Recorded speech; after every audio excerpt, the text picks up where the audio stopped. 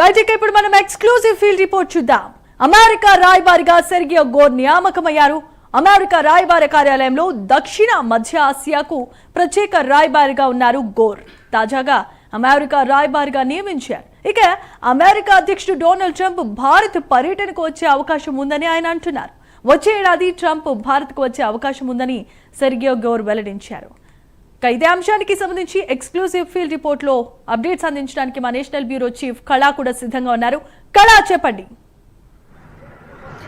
దాదాపు మనకు ఏదైతే అటు యుఎస్ కి తర్వాత భారత్ కు ఉన్నటువంటి ఏదైతే ద్వైపాక్షిక సంబంధాలు పై అంటే వస్తున్నటువంటి అంశాలు అనుకోవచ్చు, అనేక అంశాలతో ముడిపడి ఉన్నటువంటి నేపథ్యంలో ఈరోజు చాలా కీలకమైనటువంటి అప్డేటు. దాదాపు మనకు ఏదైతే గత సెప్టెంబర్లోనే నూతనంగా అంటే భారత్ కు సంబంధించినటువంటి కీలకమైనటువంటి విదేశీ రాయబారానికి సంబంధించినటువంటి వ్యక్తిని నియమించాడు డొనాల్డ్ ట్రంప్.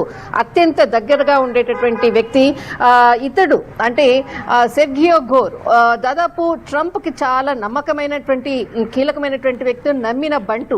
భారత్ కి సంబంధించినటువంటి ఏదైతే ద్వైపాక్షిక సంబంధాలకు అనేక అంశాలపై కూడా సెర్గియో గోర్ ను నియమించిన తర్వాతనే ఇప్పుడు ఉండేటటువంటి ఏదైనా మనము అంటే ఇరు దేశాల మధ్య జరుగుతున్నటువంటి వాణిజ్యపరమైనటువంటి ఒప్పందాలు అనుకోవచ్చు, అనేక అంశాలు కూడా ముడిపడి ఉన్నాయి. కానీ ఈరోజు మొట్టమొదటిసారిగా ఏదైతే తన బాధ్యతలను సెప్టెంబర్లో నియమించిన తర్వాత కూడా అప్పటి నుంచి ఇప్పటి వరకు కూడా అధికారికంగా తనను నియమించినటువంటి ఏదైతే పత్రాలను ఇక్కడ భారత ప్రభుత్వానికి కూడా సమర్పించలేదు. కానీ ఈరోజు మొట్టమొదటిసారిగా మొట్టమొదటిసారిగా ఇక్కడ తనకు సంబంధించినటువంటి కార్యాలయాన్ని విజిట్ చేయడము, ఇక్కడ బాధ్యతలను స్వీకరించడం అన్నది ఈరోజు చాలా కీలకమైనటువంటిది. సెర్గియో గోర్ దాదాపు ఈరోజు చాలా కీలకమైనటువంటి ఏదైతే ఆయనది మొట్టమొదటిసారిగా రావడము, అక్కడ ఉండేటటువంటి ఏదైతే మొత్తం అంతా కూడా హాల్ అంతా కూడా ఆయనకి సంబంధించినటువంటి ప్రత్యేకమైనటువంటి మ్యూజిక్తో కూడా అంటే ఒక మ్యూజిక్ ని కూడా పెట్టి తర్వాత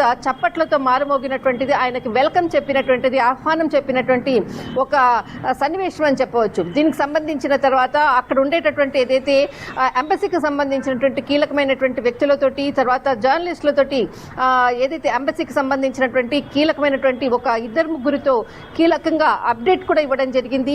రానున్నటువంటి ఏదైతే నెక్స్ట్ ఇయర్ లో దాదాపు భారత్ తర్వాత ట్రంప్ కు మధ్య ఖచ్చితంగా దీనికి సంబంధించినటువంటి మరొకసారి భారత పర్యటనకు రాబోతున్నాడు అన్నటువంటిది కీలకమైనటువంటి వ్యాఖ్యలు చేయడం జరిగింది. కానీ గత మనం 10 రోజుల నుంచి చూస్తుంటే కూడా ఏదైతే నాకు అంటే ప్రధాని నరేంద్ర మోడీ నాకు ఫోన్ చెయ్యలేదు, అందుకే వాణిజ్యపరమైనటువంటి సంబంధాలు ఆగిపోయాయి అన్నటువంటి ఏదైతే కీలకమైనటువంటి వ్యాఖ్యలు చేసినటువంటి సందర్భము ఒకవైపు, మరొక వైపు ఇక్కడ సెర్గియో గోర్ ఈరోజు ఆయన ఏదైతే ఆయన పదవిని ఈరోజు మొట్టమొదటిసారిగా అలంకరించడము, తర్వాత దీనిపై అటు డొనాల్డ్ ట్రంప్ ఇద్దరు కూడా చాలా మిత్రులు, చాలా దగ్గరికి, అందరికన్నా ఎక్కువగా కూడా ప్రధాని నరేంద్ర మోడీకి భారత్కి ఎక్కువగా ఇంపార్టెన్స్ ఇస్తారు అంటూ కూడా మరొకసారి ఏదైతే అమెరికా చాలా కీలక వ్యాఖ్యలు చేసింది.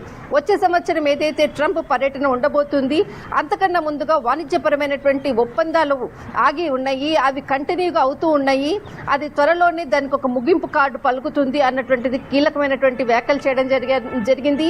అయితే ఇక్కడ ముఖ్యంగా అంటే తనకు అంటే గత 4 రోజుల క్రితము నరేంద్ర మోడీ నాకు ఫోన్ చేయలేదు, అందుకే నేను దీనికి సుంకాలకు సంబంధించినటువంటిది అనేక అంశాలపై కూడా వాణిజ్యపరమైనవి ఆగిపోయినటువంటి వ్యాఖ్యలు తర్వాతనే ఈ రోజు ఏదైతే సెర్గియో గోర్ చేసినటువంటి కీలకమైనటువంటి వ్యాఖ్యలు అని చెప్పవచ్చు.